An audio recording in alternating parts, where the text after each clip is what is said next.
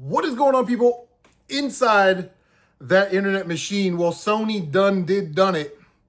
They want to be crybabies, almost like Nintendo.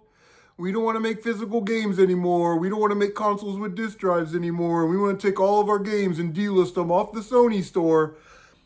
I knew this was going to happen. We've been talking about it in the community. So tonight I'm going to give you 5, probably more, hidden gems that I think that you need to get on the PlayStation 3.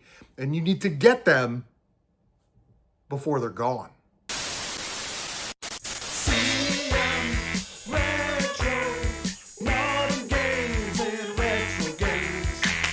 Alright guys, so if you like my style of hidden gems videos, and I'll explain that in a minute if you're first time here, I did make a video of PS3 hidden gems like 2 years ago. I'll leave a link to that in the end screen. You can just click it and watch the old video. But if you like this kind of stuff, like and subscribe and leave a comment down below because I try to answer all the comments and talk to people. So here's how I do hidden gems. Subjective term, could mean a lot to a lot of people. My hidden gems are games that are affordable and you get the content, the appropriate amount of content. So there's sort of a marriage there between the value and what you're getting. And then, is the game fun?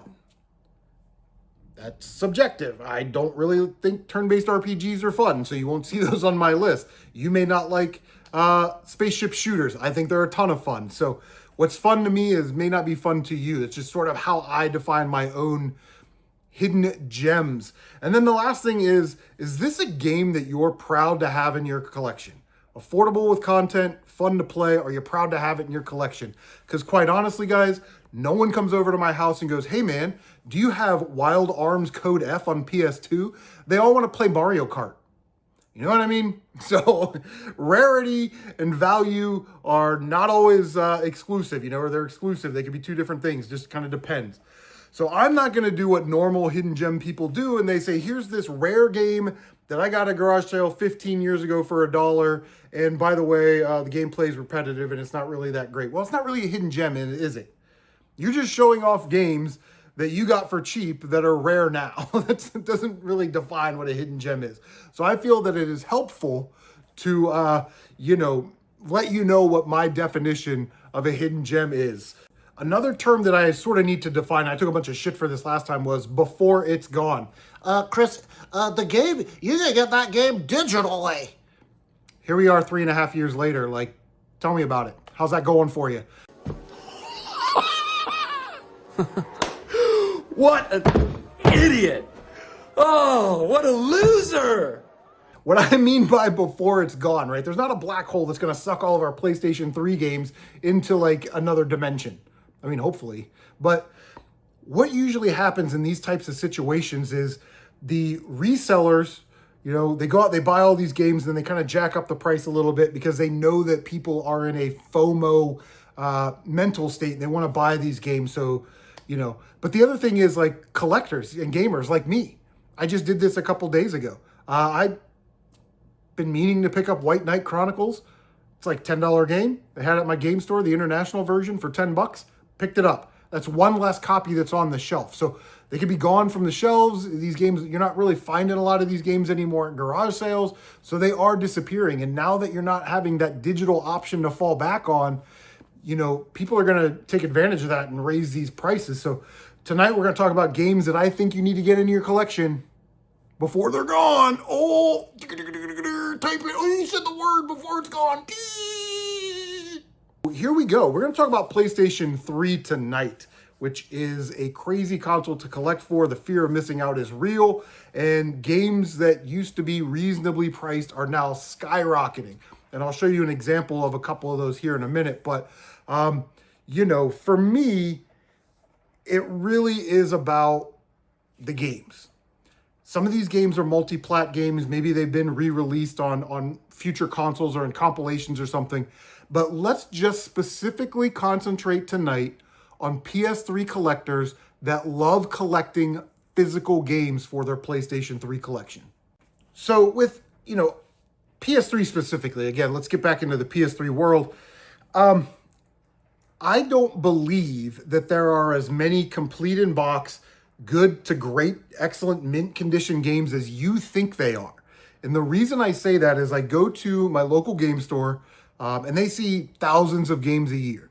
And Dave, the owner, will say there are not a lot of mint condition copies of PS3 games and Xbox 360 games, because when they take in games, they're scratched, cracked, broken, case art's ripped, manuals are water damaged. So the supply that people think is out there may not necessarily be the supply that you want, So, and we're going to talk about two games right here. These are multi-platform games, Wet and Killer is Dead. They're very good games. On the Xbox 360, Killer is Dead, I think, is about $50. And on the PlayStation 3 now, it's like well over $100. Same thing with Wet. It's about $60 and well over $100 on the PS3. So the Xbox 360 version is much, much cheaper if you collect a 360. In fact, it would be cheaper just to buy a 360 and then these games on the 360 than it would be to probably buy this one currently at its market value. So, there are other ways to collect if you collect on multi-platform games. I think the PS3 Collector's Edition is $180 for Killer is Dead.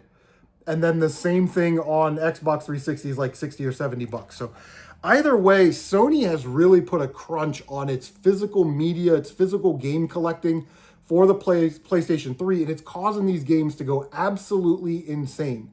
If you have another way to play them, definitely try that option. One of the most beautiful things about the PlayStation 3 and video game consoles in general, but just for the PlayStation 3 tonight, there are so many variants and so many like different versions of the game. You get your Game of the Year editions, collector's editions, limited editions, all of those things. And even games like Call of Duty Black Ops or Dark Souls or Elder Scrolls, millions and millions of those copies. You don't really see them a lot in the greatest hits red case. Doesn't mean the value's super crazy, but if you collect PS3 and you're looking for some cool games, collect some of the variants. I'm going to show you one of my favorite that I have in my collection right now, so be on the lookout for this one. It's a Batman Arkham Asylum. This is the Game of the Year 3D version. It's got that lenticular cover, and then when you open it up, it has 3D glasses for the Joker and for Batman. So collecting complete in-box fun stuff like this on the PlayStation 3 is absolutely really, really fun. So I recommend, getting a copy of that because it's really cool. Here's a game that, man, if you have the means to get it, definitely get it. So this is The Puppeteer. This game's getting into like the $200 range. It's absolutely crazy. It's a PlayStation exclusive. And as far as I know, at least a couple days ago, you could still get this downloadable for like 15 or 20 bucks. So if you're a digital only person, get this game because this is one of the most unique game experiences on any console ever. You play from the perspective of the audience and you're watching this play take out and you're moving the character through the play. And, he's got these scissors and you can get like grappling hooks and bombs and stuff. But it is just so unique and so impressive that if you have the means by luck, cash, or trade to get a copy of this, definitely do so. But like I said, tonight, guys, I've got 5 hidden gems for you on the PlayStation 3. Let me know what you think are some hidden gems down below, but let's just get started. So usually, it's almost predictable with these hidden gems videos now. When you talk about PlayStation 3 hidden gems, this is the Atlas title that everybody wants to talk about, 3D Game Heroes. It's pretty good. It's a top-down 8-bit, almost Zelda-like, where you smash things and you try and collect these like 6 or 7 orbs to save the kingdom. It's a very, very cool game. Again, if you have the means to get it, then do so, because it's not likely to ever be released again. Here's the Atlas title that I want to talk about. Aquapazza. This is a game that got skipped over because there are probably 100 fighting games on the PlayStation 3 once you account for all of the Mortal Kombat, Street Fighters, the Dead or Alives, and all the other little quirky fighter games in between. Here's what I love about Aquapazza. It's a 2D, very simple, very stripped down fighting game for those of us who are casual fighting game fans that don't like all the combo meters and combo breakers and fill this meter to do that and have a rage meter over here and all that stuff, right? Aquapazza, you have 13 main characters, 13 support characters. It's like Tekken Tag. You select one of the main characters, one of the support characters, and you can use them in battle. You get one combo per character. There's like a defense meter, an attack meter, and then a special attack meter. That's it. It really kind of strips down the basics of all of these complex, over-the-top, ridiculous fighting games and gives the casual gamer a fun experience. Aquapazza, right now you can get this on eBay for about $30 complete. So $30 for an Atlas fighting game right now is a really, really affordable price.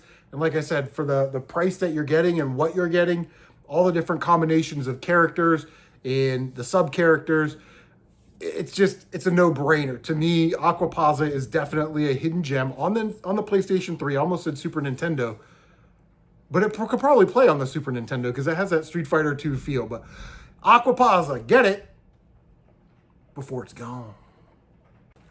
The next game on the list definitely checks all those boxes. It's fun to play. I'm proud to have it in the collection. And right now, for its value, you are getting some awesome content. This is actually a rare game. It is very rare to find this game in complete good, no, not even good, like complete in good to mint condition. And that is Days of Thunder NASCAR Edition, the video game. Now you do get the movie Days of Thunder on the Blu-ray disc, but for whatever reason, I always compare this game to Batman on the Genesis, where it is very difficult to find a complete in-box copy that's in great condition, for whatever reason. But this game, you get all of the NASCAR licensees, the cars and the drivers at the time. You get the characters from the movie Days of Thunder, like Cole Trickle and Rowdy Burns are on the track. And this game actually plays pretty good.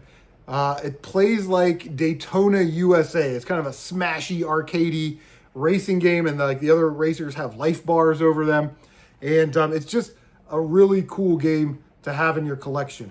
Right now, you can get this game on eBay for $25 to $30 incomplete and in good condition. And I guarantee you that this game is going to go up. No other YouTubers are talking about it because they don't know about it, or very few of them do. I think I checked yesterday, there was one sealed copy, 3 complete copies, 3 missing the manual, and 2 disc only. So 9 copies. There's 9 copies of this on eBay, like yesterday or the day before when I checked. So get this game in your collection before it's gone. So the third game on the list is going to be the most expensive game of the night.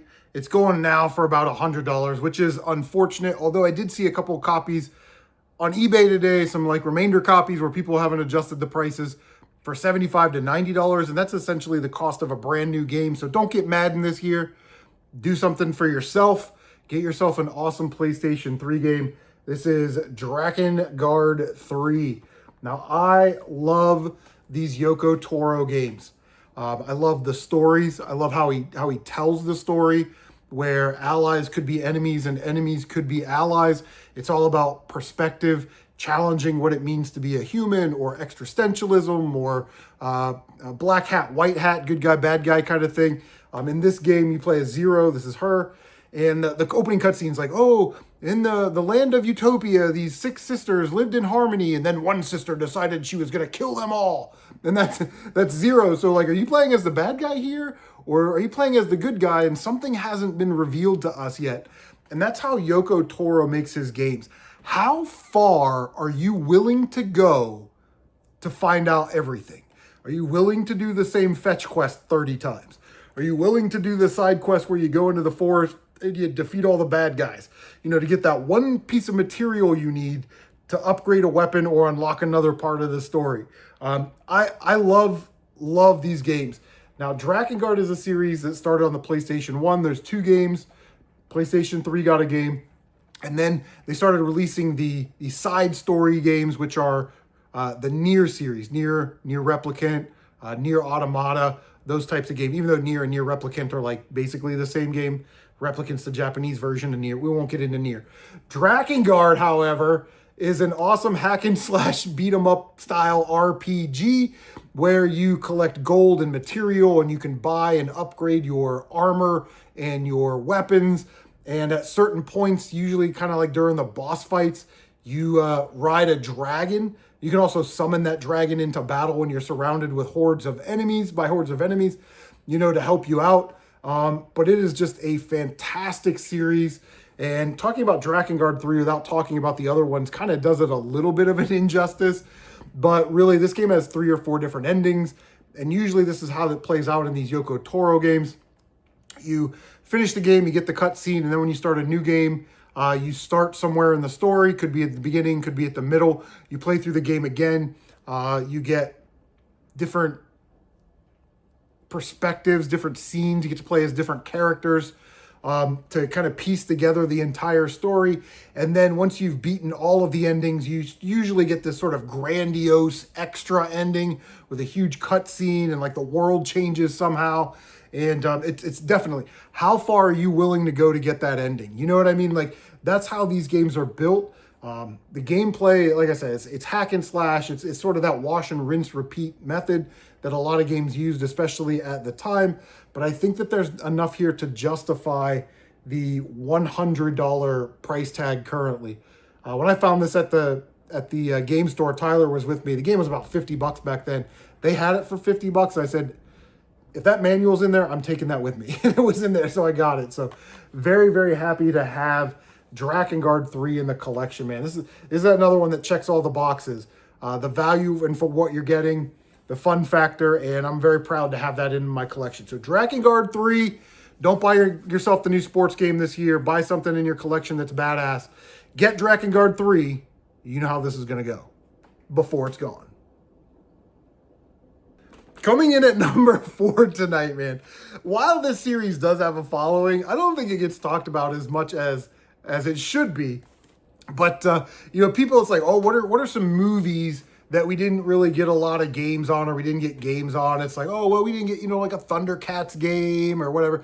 And somebody will always say Starship Troopers. And I'm like, aha, I gotcha. They did make a Starship Troopers game, but they called it Earth Defense Force. So Earth Defense Force 2025 is my selection tonight. There's another Earth Defense Force game on the 7th gen consoles. And this game closely resembles, if not is exactly the same as the PS4 version. So you can get it on the PS4, even though we're talking about PS3. Earth Defense Force is like an arcade action shooter where everything is destructible. There's these giant bugs that you have to like destroy them. They'll put them on screen like hundreds at a time, and you're just mowing them down.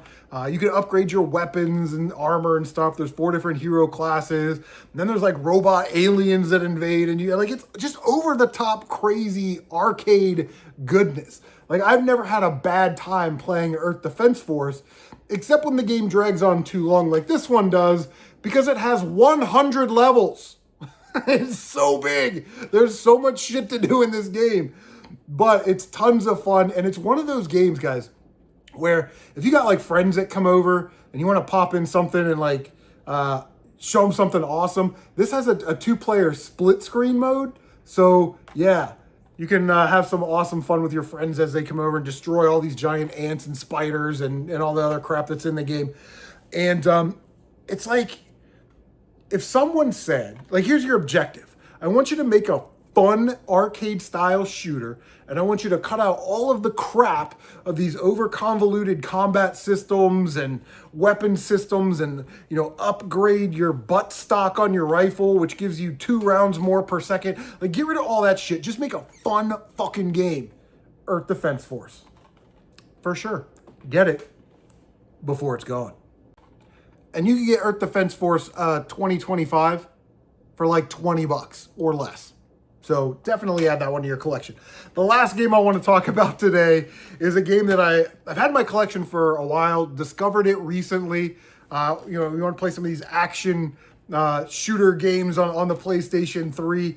In the previous video, I talked about Black Site Area 51, the incredible Midway arcade style shooter.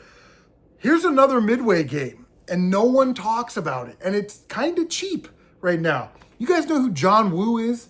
This is John Woo's Stranglehold. This is the collector's edition, which comes with what's the name of the movie? Hard Boiled on the disc, which is a John Woo movie from back in the day. You don't need to watch the movie to play the game. This edition's about $50, but the standard edition is like $20. So this is definitely a game that you want to add to your PlayStation 3 collection. So in this game, it is heavy, heavy, heavy on the action. Like, don't worry about the flimsy story. Don't worry about all the, garbage and shit that's going around in the game. Concentrate on the action because it plays like one of these amazing action movies, like, all the John Woo movies, but like The Matrix and Desperado, games like that where just it's over the top killing and weapons everywhere, stuff like that. So John Woo's Stranglehold is only 7 levels, okay? It should only take you about 7 to 10 hours to kind of get the game down and defeat all of the levels, okay? So again, but for $20, we're marrying the value with the content here, right? Its fun to play factor is so through the roof that you just want to continue to play it because it's so fun to shoot people. Because just like in those old stylized action movies from the mid to late 90s, you can like do like the bullet time where you're jumping over Max Payne style, and shooting, or you're standing up against the wall and you do the Tomb Raider double guns right around the wall. You can kind of run up walls. You can, food carts, you can jump on the food cart and go sliding across the screen as you're shooting. It is just absolute insanity. And I don't know why people don't talk about Stranglehold. Maybe it's some of those 7th gen issues that we had, like pop-up, muddy environments, maybe some drops in frame rate.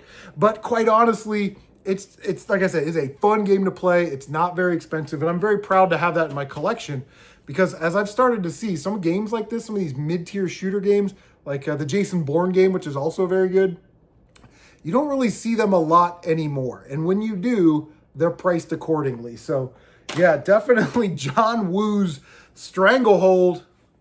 Get it. Pow, pow, pow, pow, pow, pow, pow, pow, pow, before it's gone.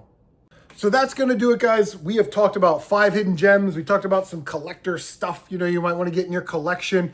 I will leave a link to the other video that I made 2 years ago on the end screen. So all you have to do is click it. But thank you so much for watching the video. Make sure that you like, comment, subscribe, share on social media. Don't forget to bang that notification bell so you can stay up to date on all of your CM retro gaming goodness. And we'll see you on the next one.